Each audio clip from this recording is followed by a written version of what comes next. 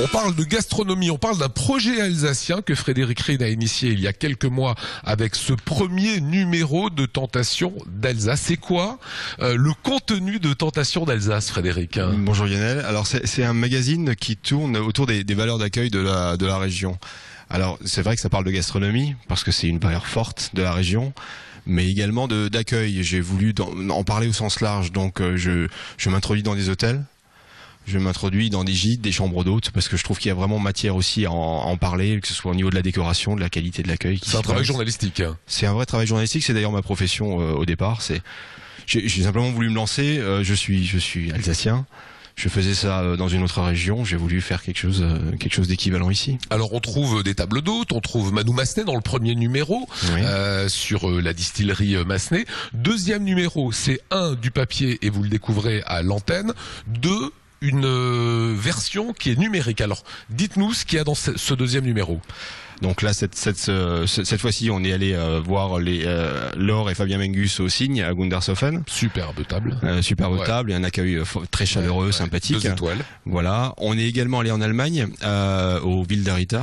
C'est un hôtel, mais avec une belle table étoilée, et puis il y a un superbe cadre. Donc voilà, parce que c'est aussi ça que j'aimerais faire. C'est un magazine alsacien qui parle de gastronomie et d'accueil en Alsace, mais qui s'interdit pas d'aller voir ce qu'il y a autour, parce que une des richesses de l'Alsace, c'est aussi son environnement. Et vous allez même plus loin, c'est que le magazine est en français et en allemand. Il est bilingue, voilà. Ça, c'est un vrai choix éditorial, stratégique. Oui, et qui me paraissait presque naturel, parce que j'ai envie de m'adresser à la fois aux Alsaciens, parce qu'on peut être fier de ce qui se fait chez nous, mais également aux gens de passage. Et on sait très bien que parmi les gens de passage, il y a une grande majorité de germanophones aussi. Et comme il est distribué de l'autre côté de la frontière, puisque j'essaie de le distribuer également dans le Bade-Württemberg, d'augmenter le nombre de points de dépôt là-bas, pour que les Allemands puissent nous lire, et puis voilà, qu'il y ait des échanges dans les deux sens. Voilà, et petite précision, c'est un gratuit. Alors on revient au contenu. Donc on a des établissements, le Cygne, on a des établissements en Allemagne. Qu'est-ce qu'on retrouve d'autre ?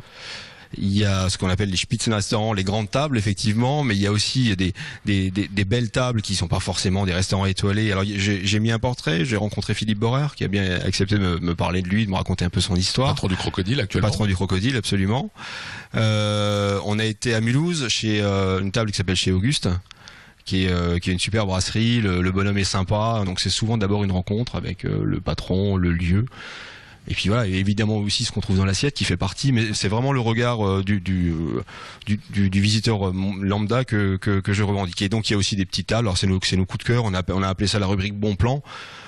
C'est des petites tables à moins de 30 € où il y a d'excellentes choses et des découvertes. On a aussi on a un café à Fribourg. On essaie de promener dans toute l'Alsace. Alors j'ai un portrait de Patrick et Bruno Dinel cette fois-ci. Voilà, qui ont créé le pain de mon grand-père. Voilà, au pain de mon grand-père, et qui nous parlent un peu de leur aventure et de leur passion du pain, parce que tout est parti de là aussi. Je suis allé rencontrer aussi le fromager Jackie Queneau à Colmar. Donc ça c'est une autre rubrique. Donc là je m'approche plus des gens qui font les produits, qui les transforment, et également au travers de ce regard un peu non professionnel qui est racontez-nous votre histoire. Qu'est-ce qui vous a amené là, quel est votre métier, quel est votre quotidien. C'est le deuxième numéro. Ça s'adresse à qui en fait? J'ai envie de dire aux Alsaciens, aux Allemands, aux touristes. Voilà, absolument. J'ai envie de dire presque à tout le monde. C'est sur l'ambition qu'on a au départ, mais tous ceux qui sont intéressés par ces thématiques-là, on essaye de faire les choses de manière assez professionnelle. C'est pour ça qu'on essaie d'avoir des couvertures qui accrochent le regard, pour que quand il est déposé quelque part, parce que c'est aussi une des forces du gratuit, c'est qu'on n'a pas besoin d'aller le trouver en kiosque.